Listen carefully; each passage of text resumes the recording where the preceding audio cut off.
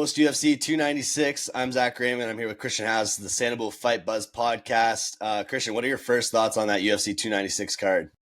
Man, what a card. That one was absolutely insane. Top to bottom, great action, outside, inside the ring. I mean, we're crazy. I'm excited to break it down. I'm excited to get into it. I've been wanting to talk about it the whole time while I was watching the card until like 4 a.m. and then now too. So I'm super pumped to talk about it. But I mean, started off, we got Cody Garbrandt and Brian Kelleher. This was a tough one to predict, obviously, with his like hot and cold streaks with Cody. You really like, it seems like you never know what Cody you're going to get. And we got a great version of Cody last night. Yeah, absolutely. And I guess it sounds like he switched camps, so maybe that was a big thing for him, but he looked sharp. Like we talked about beforehand, like both guys are such dogs. Like you knew it could be one shot from either guy, and that could be the end of the fight. So I was really happy to see him get it done, especially in the first round. It really opens a lot of questions like what's next for Cody, but really great performance. Yeah, I mean, Cody is just such a high-level guy that if he's on top of his game and he's 100%, like, we could see anything out of him. Who knows? Like, we've all been so pessimistic, I guess, on his career as it's continued and gone further, and everyone's kind of talking about retirement and stuff like that. But coming out against a guy like Brian Kelleher, who I think a lot of people thought was going to knock Cody out, it obviously just proves a lot for him, and it definitely opens a lot for him in the bantamweight division for sure. Yeah, absolutely. I mean, I kind of wouldn't mind seeing him fight like a Dominic Cruz again, like get that rematch. Yeah. Like I don't know why that one kind of jumps out at me, but yeah, he looked good. He looked really good. Yeah, and then his call it over Davison Figueiredo. What do you think about that? I mean, if it depends how the UFC takes that. If the UFC takes that as Cody's back, it wouldn't be a bad matchup. I mean, I'm not saying it's a great matchup for Cody, but it's a good matchup, and it makes kind of sense maybe depending on how well Davison does against him in that fight. But it just depends where the UFC sees Cody after that fight. Yeah, I totally agree. It was definitely a smart call out considering how new Davison is to the division, but I don't know if it makes sense from Figgy's perspective to take a fight with a guy like Cody. Like he's probably looking for one more guy in the top 10 and then a title shot, you know, just given his record. So yeah, it was a smart call out by Cody, but I don't know if I think they'd do it, but Figgy's a dog too, so maybe he says, all right, I'll take out this legend. Yeah, exactly. Get some money. That would be a fun fight. Good money fight. Could main event a fight night too. Who knows? Next one we got here was Alonzo Menifield and Dustin Jacoby. I think that was to finish off the prelims. This one was a tough one to watch. I really thought Jacoby was going to be super dominant coming in, and honestly, to me, I didn't see what the judges saw at all. I thought Dustin Jacoby dominated pretty much this whole fight. He got dropped in the third, but he bounced back up. And I mean, it's okay if I would give that third round to Alonzo 10-9 because of that knockdown. But other than that, I didn't see any dominance from Menifield over Jacoby there. Yeah, no, I didn't think so either. I thought Menifield was kind of waiting, looking for like the big shots more than like the activity from Jacoby. But Jacoby's such a weird, unorthodox fighter. The way he keeps his hands down, and he's got that like, he does that thing where he shakes his hand before he throws it like a distraction. Throws a lot of feints, things like that. But he's a very fun fighter to watch because he's so unorthodox. But even like if you look at the stats from the fight, like he significant strikes and total strikes, like Jacoby had the advantage. It was just that knockdown and I guess the one takedown from Menifield. But unanimous seems a little off to me from the judges. Yeah, that third round could have gone to Menifield, but I think the first two were pretty clear to me that they went to Jacoby. And Jacoby is one of the most underrated like fighters in that division. Like I think he was a glory kickboxer. He's such a high level kickboxer that it's always fun to see him fight. And I just like, that's a tough one for him to lose, especially with what I thought was a dominant performance in the first two rounds. Yeah, it's become so crazy the last 2 years. I feel like there's been so many calls like this in the UFC where like fans are just left going like, what is going on? Like, to get into the issue, I don't know, but you almost wonder if maybe they should do some interviews with some of these judges just to see what the criteria is they're basing it on, you know? Yeah, exactly, for sure. And I think, I mean, the tough thing with like bringing old fighters in is probably some bias or maybe coaches or anyone that's like around the game. Potentially there's bias there. Like it's probably very, very hard, especially in this community, to find someone who has trained a long time, trained at a high level with high level guys and knows what they're talking about, who isn't going to be biased in some way. Yeah, they're all associated with, a camp that they were with or Yeah, a gym for they were sure. with or guys. Yeah, you're totally right. So I don't really know what the solution is there, but hopefully we can figure something out, or maybe just train people who aren't biased a little more than we are. Yeah, it's probably going to come to an AI judgment thing here pretty soon. Yeah, we're just like, yeah. And it's hard to say that we could just do it by stats, because you can't really do it by stats when it comes to damage and control time and whether you're actually doing anything with those takedowns that you're getting and stuff like that. So I think the one championship one's probably the best right now. But yeah, I mean, or just judging it overall based on like watching the fight and seeing, just making your opinion based on, oh, I think he won this fight overall, because I think if Yeah. they judged it by that, I think Jacoby would have won that. And it's just a tough call for a fighter to lose that 50K win bonus. So Oh yeah, and like you said, I think one does it that way, right? They judge the fight as a whole, so that's yeah, an interesting way to do it. I think I'd like to see it that way, just because like you could have a guy go out there and light it up in the first round, and if it's a 5 round fight, the first 2-3 rounds, the other guy's kind of slow starter. Cheeto's a good example of a guy who could lose himself a fight by not starting quick, yeah, and then even if he's winning at the end of it. So unless you finish him, but yeah, that's tough. yeah. And I mean, just to take away from the action in the octagon, we saw. I don't know who made this decision, but putting Strickland and Dricus right beside each other with some kids in between probably wasn't the best idea.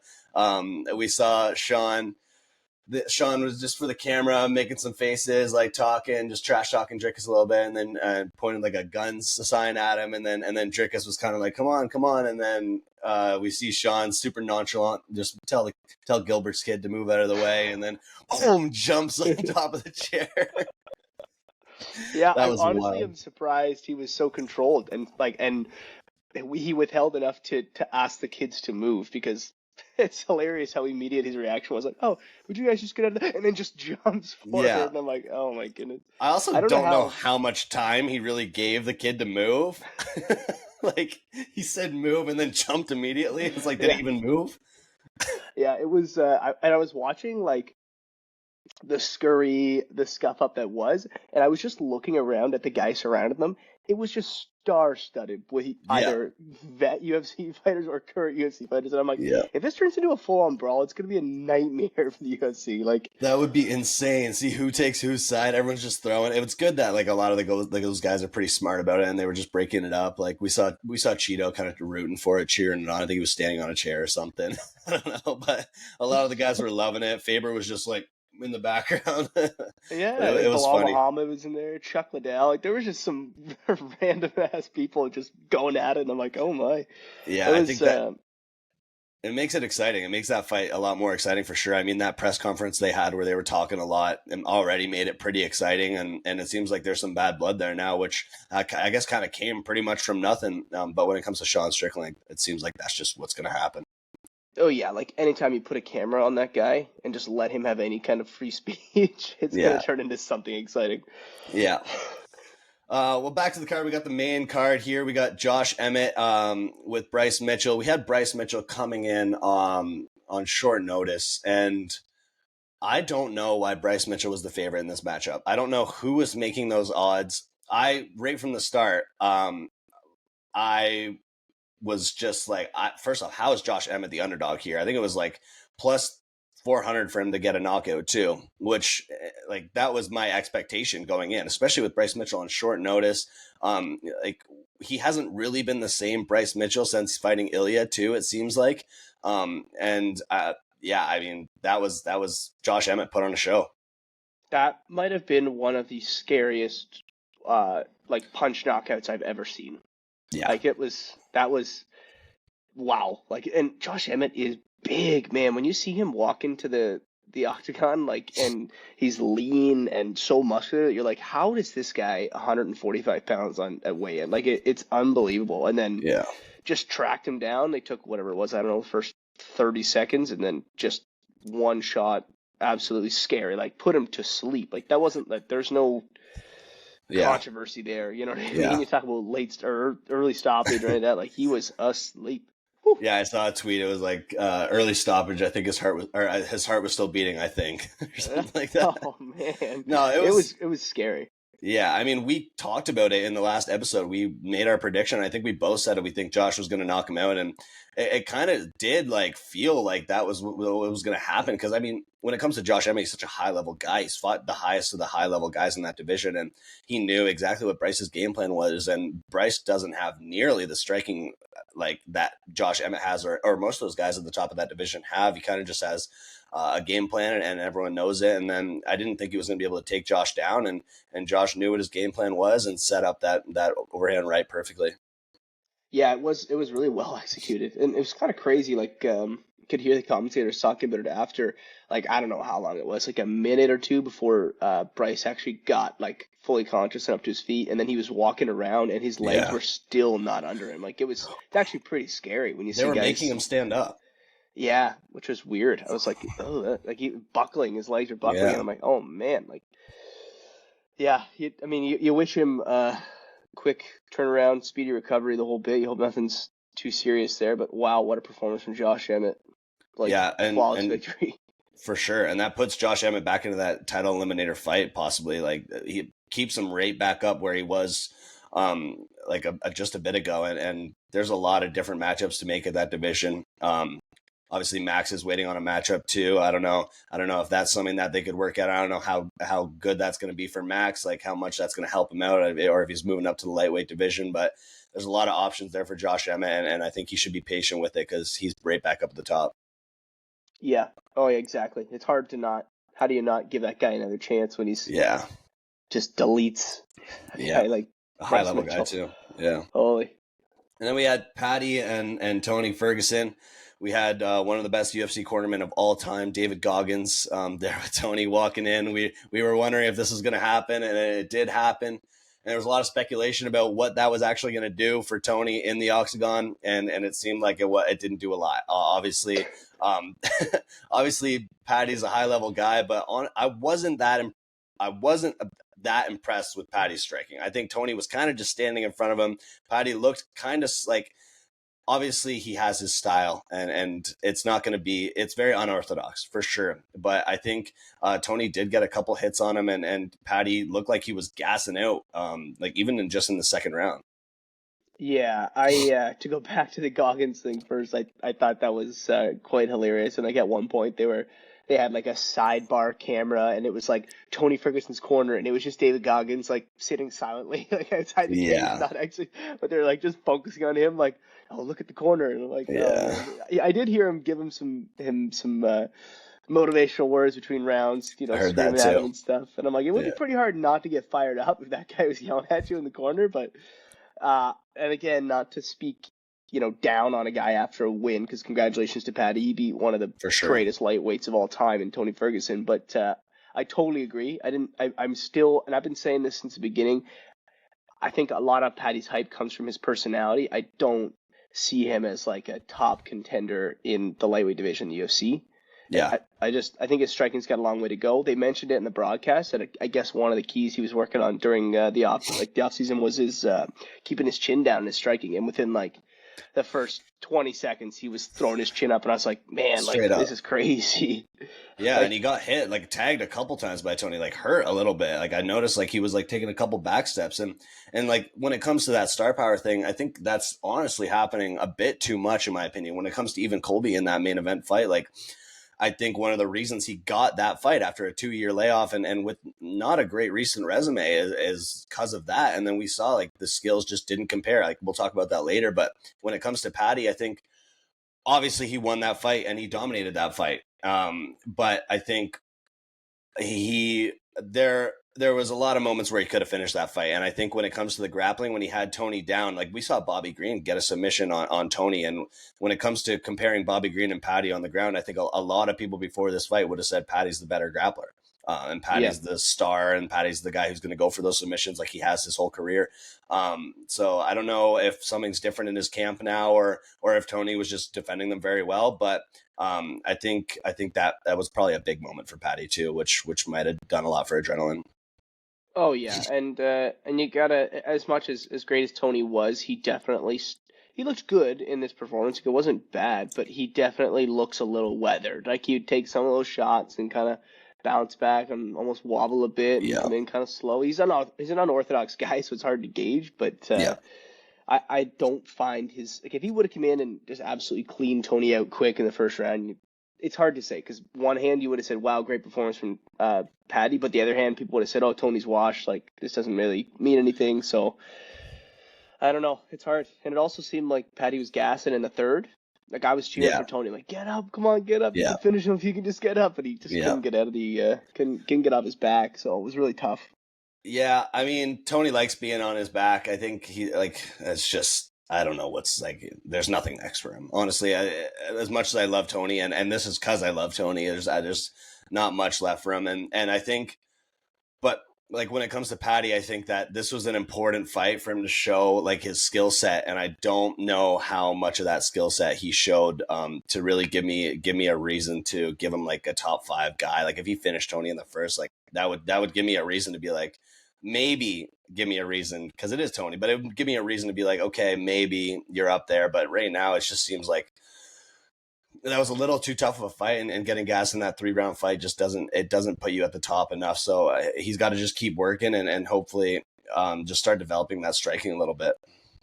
Yeah, and I'm just looking at the rankings and I'm trying to think like lightweight's been one of the craziest divisions for so long, but like there's so many guys in the top 10, even top 12 that it's like who are you going to put Paddy against in here that he's like favorably going to win? Like Michael Chandler, Dustin Poirier, like Gaethje, like Fiziev. Like there's some Dan Hooker, like there's some guys in here that I'm like these guys are Jalen Turner, like these are all guys that you're going to be favorited over Paddy, especially 100%. When it comes to striking. Like I'm interested, and I don't want to discredit the guy. One thing I will say is, man, he's big for lightweight. Like I was gonna say that his legs are huge. Like he was next to Tony, and I'm like, wow, it's crazy to think you guys are in the same division. Like this is wild. Yeah, and I mean, one thing that I was gonna say about that, like right at the end, was that I don't know how much it's helping him getting that big in between fights. I know how much it's not helping him. Like it's that.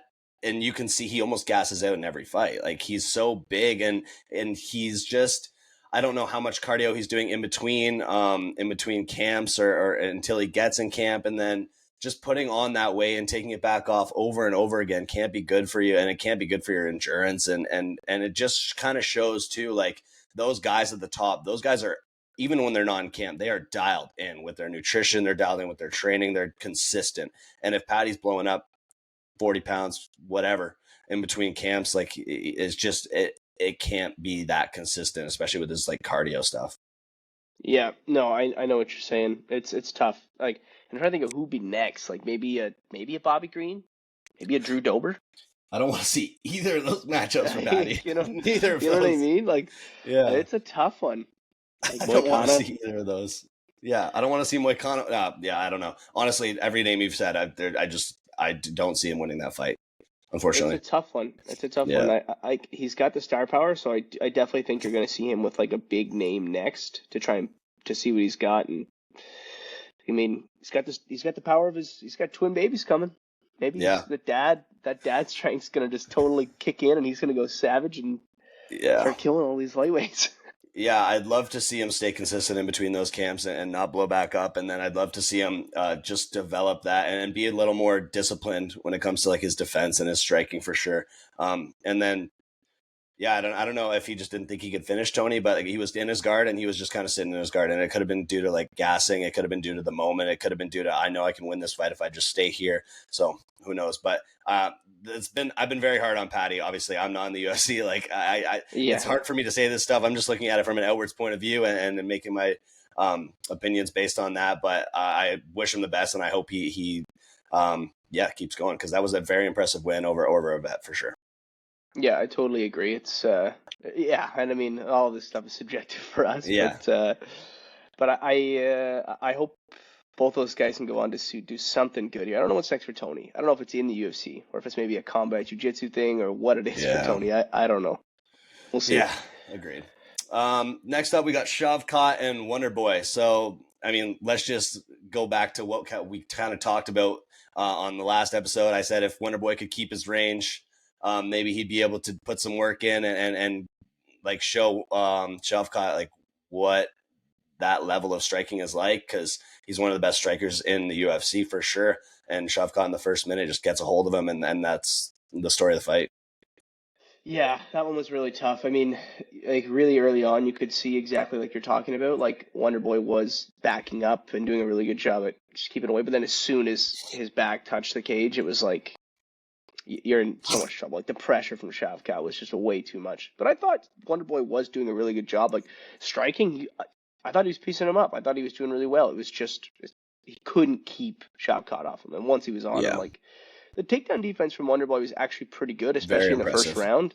Like the way he manages to stay on that one leg and not get tripped out, but then, you know, in the second he does the exact same thing, puts his weight up on the leg, tries to jump out of it, and then Shavkat got the trip and finished Wonderboy for the first time ever submitted. I don't think he's ever been submitted, so that was. I'm not sure. Yeah, maybe. That's crazy. Like the thing with Shavkat that I noticed, like everyone was talking about Wonderboy's takedown defense, and sure, it was good takedown defense, but he wasn't really going for a takedown. He wasn't like explosively getting in on hips and lifting, or he did a couple times, obviously, and that's when he got him down. But what was super impressive for me from Shavkat was compared to most other fighters in the division, even grapplers, he was doing everything so meticulously. He was like, he would get in with that underhook, or he would get in with something, and he wouldn't rush it. He would slowly set stuff up, slowly get in, and then he had his hands locked, and then Wonderboy would move them, and he'd be like, okay, and then he would slowly bring them back in, and then he would do it like he was just so smart about it, and he didn't waste any energy, and he knew the positions so well. You could tell how perfectly he knew those positions. So it's just, he's like a force to be reckoned with in that division, and I'm expecting a lot out of him for sure. Yeah, me too, absolutely. Sorry. Yeah, it's a tough one. Like that whole division, like we've talked about, is just lined up with absolute killers. Like you wonder what's next. And to speak about Colby, my personal opinion is, given the situation Colby's in and given sort of how he's performed in his last 5 fights, it's probably, if they don't set aside a title shot for Shavkat, it's probably going to be a Colby next, right? That'd be sweet. Yeah, be a perfect guy to kind of to cement Shavkat's like wrestling, right? Like let's put him against a guy who's been one of the top wrestlers in the division for the last 5 years. So what's going to happen there? But which I take Shavkat heavily in that fight, especially after Colby's performance last night. Yeah. I mean, we'll talk about that later, but yeah, I don't know what happened with Colby, but Shavkat, I think if a fight with Colby would make sense. I think that could even be a striking matchup, and I would definitely take Shavkat in a striking matchup there for sure. Especially with his like size and reach, and then obviously working with Henry and in that kill cliff room, he's got a lot to work with. And I'm excited to see what's next for Shavkat. And then Wonderboy, legend of the sport, I think he should have some fun striking matchups, like 3 or 4 before he goes out, and just make it fun. I think at this point, the sport's just developing at such a high rate that fighting these next level grapplers like that come to America hardly speaking English, and all they know is how to wrestle. It's just like apples to oranges, and the apples is the grappling, and they're going to win every time. Yeah, the grappling's just got so out of hand. It's crazy. Yeah. And you look at, when you talk about Stephen Thompson, it's too bad it fell through. Or not fell through, but just the way the timing has worked out, because I would love to see Stephen Thompson with a guy like Ian Machado Gary. Like, that would just be a crazy fun matchup. Like him, or even Jack Della Maddalena. Like, those are 2 guys that I'm like, they're rising stars, and they're not really going to push his wrestling pace, which is exactly what Stephen Thompson wants. Like, and he's open to say that. He'll tell you, I just want to strike with guys. Like, just give me a striker. Come on. So give me Ian Machado Gary. That would be a fun matchup for me. I know Ian's already got his fight lined up, but maybe the next one after that, and then it all depends what they want to do. If they're going to push these stars to the top for immediate title fights, then you're never going to see these fights, because they're going to win one more and then wait for the title. But I'd love to see Wonderboy. Yeah, I mean, the issue is there's so many guys right now, like especially in that division. Like, what if MVP and Kevin Holland? What if someone wins that in deciding fashion? Like, that moves them up too. And then there's so many guys that are just going to be waiting for it. Or Jack Della and Gilbert. Like, there's so many guys that are just going to be waiting at the top of that welterweight division, and that can't happen. So I think it makes sense if Ian wins his fight against Jeff Neal. I think that would make a lot of sense to put him against Wonderboy, or maybe even MVP against Wonderboy if he beats Kevin Holland. Like, that would be a sweet matchup too. And I think Wonderboy's still up there, especially when it comes to like unfortunately showing other guys skills too, like showing the other guys or just testing other guys too on their way to the top. I think at a certain point in your career, it sucks, but that's your job. Yeah, and like when we talk about Wonder Boy's takedown defense and how good it is, to your point, that really just like it's such a resume builder when you see a guy like when we talk, oh, Thompson's never been finished by submission. He's got this great takedown defense, and then you see a guy like Shavkat come in, put him down, submit him. It's like yes, Stephen Thompson's great, but you're totally right. It's like he's almost like he's just building these young prospects, and it's a great way for them to showcase their talent. You're absolutely right. Which is crazy that that's a human being's job who's like trying to do the exact same thing that everyone else is doing and get to that title, and they don't that's what the UFC looks at them as. Yeah, and it's tough because Stephen Thompson can turn a guy off. Like he could have any one of those shots last night that he was landing on Shavkat. And Shavkat does have a bit of a tendency to, especially when he comes in close and starts to get that clinch, keep his hands down. I noticed he does get hit in that clinch quite a bit, especially in the Jeff Neal fight. Yeah. Jeff Neal was cracking him too, and Jeff Neal's a really good boxer. Like that was one of the reasons I actually made the pick for Stephen Thompson right before the fight was that I watched the Jeff Neal fight and I was like, wow, Shavkat is actually not as defensively sound with his striking as I thought he was. So I thought maybe Stephen Thompson could find that spot, but obviously the pressure is too much. That's why I took him in the last episode. We'll talk about our fight picks after, but I had Wonder Boy win that, and I thought he could keep his range. But yeah, I mean, Shavkat showed us what he's got, and he's going to be at the top of that division in no time for sure. Absolutely. Next up, we got Pantoja and Brandon Royval. This was crazy. The last fight they had, Pantoja finished him relatively quickly with a submission. And yeah, it was I almost thought Royval won that first one as long as it was going until Pantoja got that submission, obviously, and we saw a completely different fight this time. Yeah, I mean, I can't believe the style that Pantoja comes forward with for a champion. Right out of the gate, he comes in I don't care about anything. I'm here to destroy you. I was like, whoa, there's no way he can keep this pace up with this pressure. It was quite the fight. And what's crazy is Pantoja looks like he's more tired than anyone I've ever seen. And when he's fighting the whole time, when he's putting that pace on, and I'm like, oh, he's gassed. I probably said that 20 times or 25 times during that fight. I'm like, oh, he's gassed. Maybe even in the second round, I was like, oh, he's gassed. This is going to be good. And then the whole fight, he looks gassed, and he's not. He's just putting on the same pace. He's still putting in work. It's just such a skill to, when you're tired and when you're putting on that pace, keep doing it and don't stop. Don't let yourself stop. Yeah, absolutely. And it's crazy too that, as you know, wrestling is probably one of the most exhausting things you can do. Yeah. So when he does get tired, it looks like he's visibly tired when they're standing, and Royval starts to land that jab 25 times, and you're like, oh, he's exhausted. And then he shoots for an effortless takedown and just takes this crazy top pressure and controls him. And I'm like, that would be even more exhausting. To be exhausted standing up and then grab the guy, take him down, and hold him down. I'm like, it just goes to show you the level that Pantoja's at. Absolutely wild. Yeah, in that flyweight division too, it's a little less risky to be tired when you're on the feet, just because there's obviously less of that knockout power. It's not without risk for sure. It's definitely not without risk, but it's a little less risky than obviously heavyweights or anyone where you get a little heavier there. But it's almost like an opposite style of a lot of guys, where a lot of guys will, when they're on the feet, then they start getting gassed, then they get to the ground, and then they take a break, and then they start resting, and then they get their energy back. Pantoja's on the ground, putting in work, gassing himself out, gets up, he's tired, his hands are down, he's clearly just slouched over, and his eyes look and then when he gets down to the ground, it's the effort goes back again, which at the heavyweight division or heavier guys, you can't do that. You rest when you're on the ground, and when you get back up, you got to be dialed in. Yeah, absolutely. And Royval, wow, what an extraordinarily unique striking style and movement. Especially right out of the gate, the way he was just moving so much, so fast. Those smaller guys, it's so impressive to watch them move around the cage. Just so unorthodox with his movement, his striking, and that was a really fun fight to watch. It's just it definitely shows Brandon Royval what he has to do if he wants another shot at the title. He's just got to work on that ground game a bit and his grappling.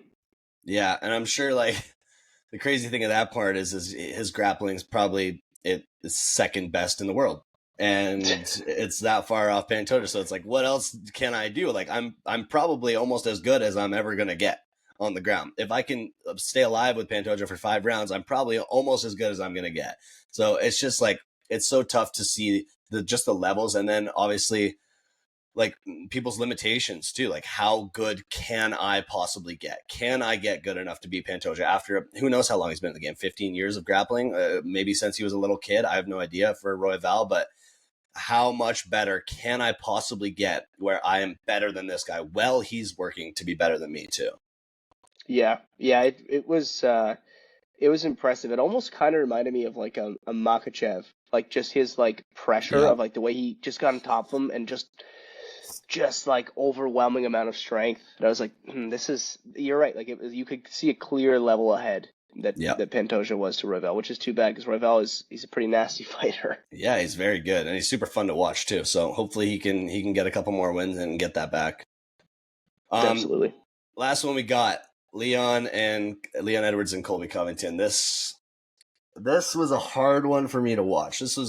And especially after everything Colby said in that press conference and all the stuff he talks about and how he's always smiling and acting like he's just going to destroy everyone. And then he gets in there and right off the bat, there's nothing from him.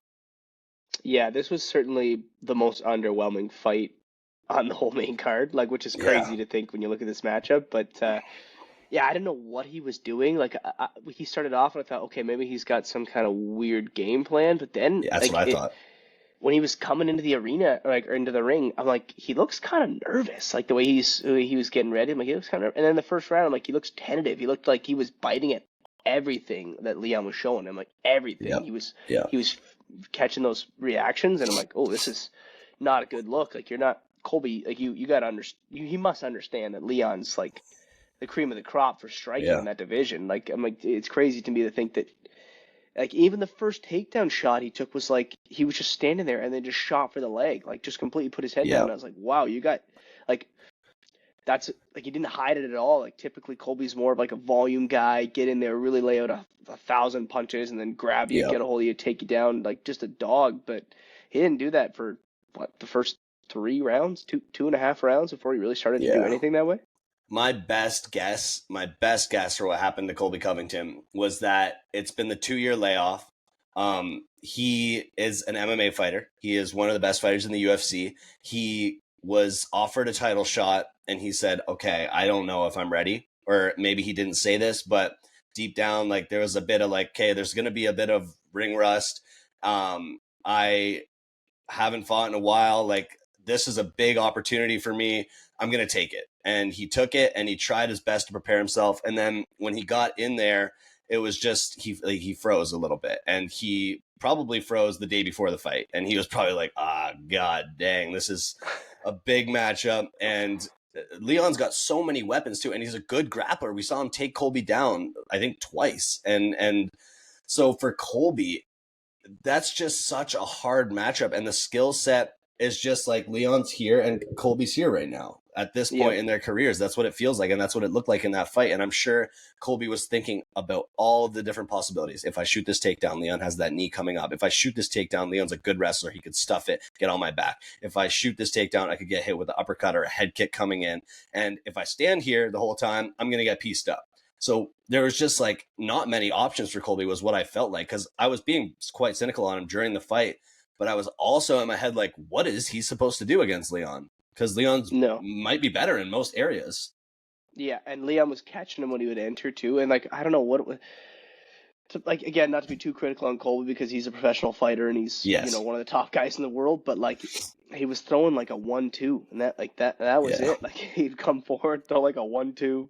It's just so hard to take risks. Chewed up. Yeah, it is. Yeah. How do you take risks against a guy like Leon? And once he was getting hit with those leg kicks, because Leon's just using those leg kicks to earn points, rack up the points, and beat up his legs so he's less explosive. And if that's what you're getting hit with over and over again, you're going to have to answer that. And if he answers that like he did by reaching down and grabbing the leg over and over again, every time I saw him reach down and grab that leg, I was like, did you not see his Yeah. fight against Kamaru? But honestly, Yeah. it's just he had to answer it somehow, and you can check it. But I don't know, it was too fast. Like Leon's just such a good striker, so there's not many answers for him. Like this is going to be a hard fight for anyone to take that belt from Leon. Oh yeah, but like to your point, like I did see that he like those are like that was probably the most obvious reaction, one of the more obvious reactions that I thought. I thought for sure Leon was gonna set up that head kick because he Me kept too. reaching his hands down, and I was like, oh no, here we go, he's gonna do it again. But then to your point, I thought the answer was to come forward with pressure. Like I know his leg was messed up, but I'm like, but if he needs the distance to set up that leg kick, so like whatever, you're far enough into this fight, like just put it on him, make it dirty, get inside, dirty box, whatever you have to do to put pressure on him. And if he takes you down, okay, but like, right, you really want to stand in front of Leon Edwards with a chewed up leg, and you know what I mean? Like you would think his corner maybe would have told him like, hey, we're far enough into this, you gotta just get on top of this guy. You have to do something here, like. But I think we did see him like start trying to do that, and like the announcers were saying, and like I noticed, like in the first, even like after the first 3 rounds, I think Leon wasn't even breathing almost at all. You didn't see him taking any deep breaths because that's his game. He can stand in front of you and throw 75% all night if he wants to. And Colby, like you could see him taking deep breaths in between rounds, first, second, and third round, because that's not Colby's game. Standing and striking and probably being very like nervous to do that because Leon's so good and has all that power and he's constantly setting stuff up and you're trying to figure out what he's setting up the whole time too. So I think it was just a chess match and Leon's just way better at that style of chess. Like, it's just, and then we saw Colby start to go for those takedowns and Leon was answering them with takedowns of his own. He was stuffing them and then answering with his own or getting right back up right away. And then Colby's probably like, okay, well now what? Yeah, he did, and to play like the theoretical game, it's tough because you could tell that obviously before the fight that Colby had gotten into Leon's head, and when he took that, when Colby got the first takedown on him, and then Leon immediately jumped up and took Colby down. It's like that was a really cool point for him to say like, "Hey, I got you, I can beat you." But it was also like, imagine if Colby somehow locked up a submission. Like it would have just been like it would have been like the craziest thing that happened all year. If Leon was dominating Colby and then Colby submitted him because Leon went for the takedown out of spite.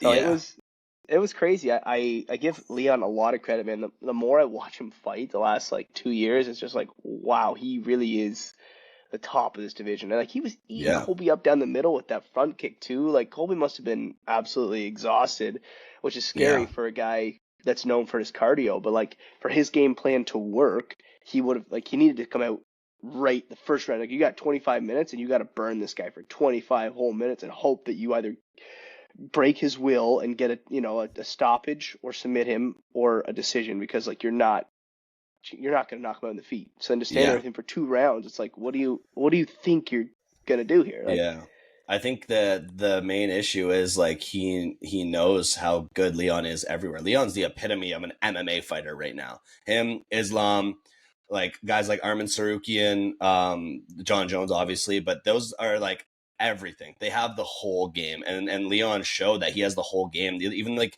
the wrestling, not even just grappling, but straight up wrestling with Colby was super impressive. And I think Leon, I don't even know if he did that out of spite. I think he did that just to be like, I know that you're not going to submit me because I know what I'm doing and I train like hard and I'm confident in my skill set and I'm going to take you down. And he takes him down with a double leg, gets his hands locked and gets him down. And I think that was just super impressive. And honestly, I loved it. I don't really care. I think he was confident that he was going to keep piecing him up the whole fight and he was going to win that fight, even if he ended up on the bottom for a little bit.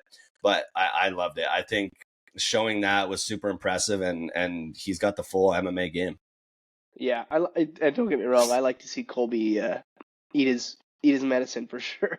After all that talk, it's nice to see Colby lose, right? But good for Leon, man. He's got some dangerous contenders coming up. That's a tough one. But if anyone's gonna beat them, it's this guy. Yeah. And what was even tougher for me, which kind of just rubbed me the wrong way a little bit, was having to see Leon end up on the bottom for the last minute of the fight, and then Colby getting up and cheering right away. I was just, my blood boiled, and which it shouldn't. He's doing it to get our blood boiling. He knows he didn't win the fight, but it just did. And then on the mic after saying it was an easy fight and he thought he won, the judges hated him because of Trump. It was like, okay, we're just gonna keep letting this guy say whatever he wants forever. And we're just gonna have to deal with it. Yeah, and I think I personally feel like with the new generation of fighters kind of making their way up, we've probably seen the end of the Colby hype train. If I had to guess, I don't think that I talk agree. is gonna work. It's clear that he's not that guy for the guys that are there now. Yeah, it makes sense. We got some other UFC news here. We'll start off with the lighter stuff, but we have a lot. I have a lot of praise for Khalil Rountree as an athlete, so I'm super excited about this one on UFC 297. But this has huge implications in the light heavyweight division. We got Khalil Rountree against Alexander Rakic. This could be a title eliminator a title eliminator if Khalil Rountree knocks out Alexander Rakic or finishes him somehow. That could be a title fight next for him, and the same for Rakic probably because he's been sitting on the sidelines for a while. Yeah, it's crazy to see the quick turnaround from Khalil. Like that, we were talking about this off the air, but like, wow, the guy is he's obviously on a mission. He sees the path, and he's like, if I take this fight, you're totally right. Like, if he comes out here, wins in a convincing fashion, then it's hard to deny him a title shot. Absolutely. He's been a menace. He is an amazing athlete, and he's got heart. We saw him cry like after one of his fights, talking about like just chasing your dreams and not giving up and believing in yourself, because his story is pretty wild. He was bullied a lot. He was overweight. I think he lost his dad really young, and he had a lot of trouble with that. And obviously, I feel for the guy so much. And then the fact that he's been able to do this with his life and even overcome the stuff in the UFC when he had a couple losses and when he wasn't. That title shot wasn't in the picture, and to go to Thailand, change everything, and then come back. And he is so passionate and driven. And I've been hot on him ever since like the Ultimate Fighter, and I'm super excited for this one. He's one of my favorite fighters to watch, and this is gonna be a great fight. Obviously, Rakic is an incredible athlete too, so I'm pumped for this one. Yeah, I'm certainly excited to watch this one for sure. I'm also a huge fan of Khalil's. I love his striking style. I love his athleticism, like we talked about after his last fight. Like I just can't get over how athletic the guy is. So I'm super pumped. I want to see him fight all the guys at the top. I Me really too. do. Yeah, it'll be super fun. And we had Dana on the press conference after UFC 299 last night, like 2 a.m. where I am, announcing those UFC 299 fights. Crazy fights on this card. I think this card is the best card I've seen in ever. Well, yeah, in a long time. I can't think of a card that's better right now looking at this lineup. Let's start from the bottom. We got CJ Vergara against Asul Amabayev. We got Lauren Murphy, Karine Silva. And then we get into the hot stuff here. Pedro Munoz, Kyler Phillips. Banger matchup in the bantamweight division. Both those guys are killers. Caitlin Chukagian, Macy Barber. Insane matchup. Matus Gamrot, Rafael Dos Anjos. Don't know how that's on a prelims of a card. Yeah, it's crazy. Then we got Jeff Neal, Ian Gary. Is that on the prelims? Because that's like 7 fights down. That might be on the prelims. Kevin Holland, Michael Page signing with the UFC. I mean, let's just stop. Let's stop at the Jeff Neal fight and Ian Gary and just talk about that one specifically, because we can just name stuff off or we can get into the details a bit here. I can't believe they're doing this on 299. I got a few questions. One, like, I'm happy. I'm fired up. Don't get me wrong. But like, there's like 3 different fight nights or like pay-per-view cards you could break up with this one card alone. 100%. Like, I don't. And what about UFC 300? That's what I was gonna say too. Is like everyone, because they went hard on 96, 97, Yep. 8, 9, and then I'm like, who's left for 300? What are we gonna get here? I have no idea. John Jones is out. Connor probably not in. Yeah. It's like what? And then what Sean's the next star, and he's on this one. I have no idea what they're going to do. I'm excited to see. Hopefully we're not disappointed. I don't think we'll be disappointed. I don't think there's a way they could disappoint us. I don't know what's going to happen. And then like Izzy's decided to sit out for a while. Like I don't know who we're looking at for 300. Like they must have something spicy, right? What if they do a crossover? Okay. All right. Got an idea here. It's possible. They could do a crossover. They've never done it. I mean, it's UFC 300, we seem like we got a lot of guys booked. A ton. I don't know. Maybe Dylan Dennis headlines it? Yeah, it's probably Dylan Dennis. Maybe it's Logan Paul's debut. I was half joking about Dylan Dennis, to be honest. Like, I think there's a possibility. Dylan Dennis, Conor McGregor, that wouldn't make sense. Yeah, I would be so upset if Dylan Dennis on the UFC 300 card. I know Jim Miller needs to be on it. He needs to Yeah. be on it. He's been on 100 and 200. He needs to be on 300. Yeah, that'll be sweet. He probably will be. So I don't know, but he's fighting. I think he's fighting like next weekend. That's what I didn't understand. Is Oh, I just recently saw him on a card, but then I also heard a statement somewhere that if there's a spot for Jim Miller, he'll be on 300. So I don't know. We'll see. But this we'll see 99 what is happens crazy. there. It is, yeah. Well, let's start off with Jeff Neal and Ian Gary because that's going to be a crazy fight. That's a tough fight for Ian Gary. That could be that. I wouldn't say tougher than Luque, but maybe it's a pretty close matchup. Not very similar style, but pretty similar style to Luque. It's going to be a hard striking matchup, and if Jeff Neal wants to get it to the ground, that's going to be could be a pretty even fight there too. So Jeff Neal's a dog, he's a vet, and this is going to be a good one. Yeah, I personally feel like it might be even a more dangerous matchup than Luque, just because Jeff Neal's got power, man. Like Yep. if he manages to touch Machado, but I do like there's something I don't know what it is, but some of these guys like the hype carries them like in a big way. Like I do feel like momentum is a big thing. Like you get guys like Shavkat or like even Hamzat or like Ian Gary, like these guys who are on their way up, and it just feels like they're unstoppable. And they come into fights like these, and it's just like, who's the next guy on my page? So I don't know. I this will be a really good fight. It's kind of funny to see Ian Gary and Shavkat kind of taking these like they're almost like progressing on the same line, fighting a bunch of like the same similar type guys. Yeah, when are they going to fight each other? Yeah, it's like a Neil Magny. Like, yeah, I don't know. There's just like all these little matchups. Like, oh, Wonder Boy, they talked about him fighting Gary, and then Shavkat gets him. Like, exactly. When are they going to fight each other? One. Yeah. And two, how's it? What? It's nice because we have comparables. When you see them fight the same guys, I know math doesn't work, or MMA doesn't work like math, but it is always nice to have the exact same comparison in fights. Like, we saw Shavkat go after Jeff Neal and do really, really well against him. Now, what's Ian going to do? Is it going to be a harder challenge for him? And what does that mean for down the road? Yeah, and then with like the next fight, Michael Venom Page and Kevin Holland, those are two welterweights too. Like there's so many guys at the top. And Michael Venom Page coming into the UFC is incredible. He is so fun to watch. And you couldn't give him a better matchup than Kevin Holland, other than maybe Wonder Boy. But you couldn't give him a better matchup than Kevin Holland, especially for his debut. They're so similar in their styles. They're so long. They both have so many weapons, and they both love to strike. So this is going to be a sweet fight. Yeah, and that weird kung fu style that Kevin Holland has. I am looking forward to this one too. And the Michael Venom Page has got like the personality, right? Like he's got the personality to be a big star in the UFC. I know he's a 100%. Little later in his career, but this is a big one for us. I'm excited to watch this one. And also, like you said, it's just two more guys in the welterweight division that like this is just crazy. Yeah. I don't know. It's so fun to be a UFC fan right now, man. It really is. And then like, Peter Yan, Song Yadong in the bantamweight division, that's huge too. We finally got to see Peter back in there, and Song Yadong coming off that win. That's going to be probably just a super fun striking matchup too. Peter's got to show something here for sure. Yeah. Oh yeah. It's crazy. Look at this guy, like Peter Yan, and we talked about this with Kamaru Usman. It's just crazy to see a guy that 700 days ago was like one of the biggest killers in the division, and then they slowly start to, a couple fights happen. It's not like they're getting knocked out all the time or anything like that. Just lose a couple fights, slide down the docket. I think you're totally right. This fight's got a lot of weight to it for both of these guys.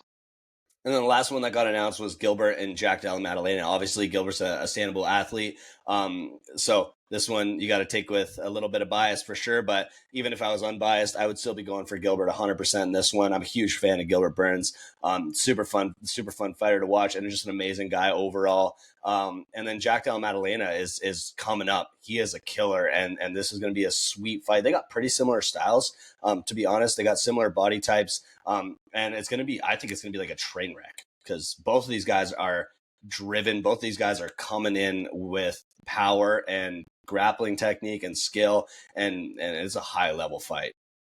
Yeah, absolutely. I'll be cheering for Gilbert for sure, but I think Jack is another one of those guys that's on the up and up right now. It's gonna be really tough. I know Gilbert's a dog. Like that's one thing about that. We saw it with the Hamzat. with the Hamzat fight that we know he's a dog and he's got it in him. So I'm confident in either way, whatever way it goes. I would hope to see Gilbert take it to the ground and show the jiu-jitsu. I know he's a world-class grappler, so I would love to see him Yep. do that. Maybe see what Jack's got in the ground. We haven't seen a ton of that. Yeah. He seems to prefer the feet, but either way, I think it's gonna be a great fight. Yeah, and then like we're just repeating over and over again. I think this welterweight division stacking up to be honestly like at the start of the year and like last year, I was thinking welterweight was a bit lackadaisical. Like it was like, oh, this isn't like that fun. But now it's like, holy crap, the amount of contenders that are coming up. This is insane. And then who knows? Maybe Hamza comes back down. Like that could just make the division wild too. And like, who do they give title fights at this point? Because Bilal's waiting, but there's so many exciting guys to put there. So I don't know. I don't know what they do here because I feel like if they give Bilal the title shot, it's almost out of like just respect. Like, Oh, there has to be some kind of system for who gets a title shot, and if there's a yeah, system that has any sort of like logic involved, it has to be Bilal Muhammad. Like it's yeah. absolutely insane. Well, But I agree. I think the welterweight division's just absolutely stacked. It's got to be one of the best divisions right now in the sport. Like it really does. Like for all sure. these top guys. Yeah. But I mean, when it comes to that title shot with Bilal, I mean, logically, like based on the resume, like sure, but what does everyone want to watch? Like that's what this is. This is entertainment. This is a sport and it's entertainment and it's fun. It's like fun fights. And I think we could see a very similar, I wouldn't say very similar to the Colby Leon fight, but I don't know if I don't know how much of a chance Bilal has in that Leon fight. I think Leon probably pieces him up. Yeah, I think a lot of people, especially after last night, are rooting for that Shavkat Leon fight. I think everyone Yeah. wants to see what this guy's got. 18 Yeah. 0, 18 finishes. It's like you got the boogeyman. Like the Yeah. Shavkat is the terrorizer of the welterweight division, and everyone. I think that's what we're going to be looking for. No discredit to Bilal. You know, he's Yeah. obviously an amazing fighter. Like he's got a lot of skill, but it's hard to not get on the whole fanboy bus where you just want to see these crazy guys go out in these super huge matchups. Yeah, exactly. All right.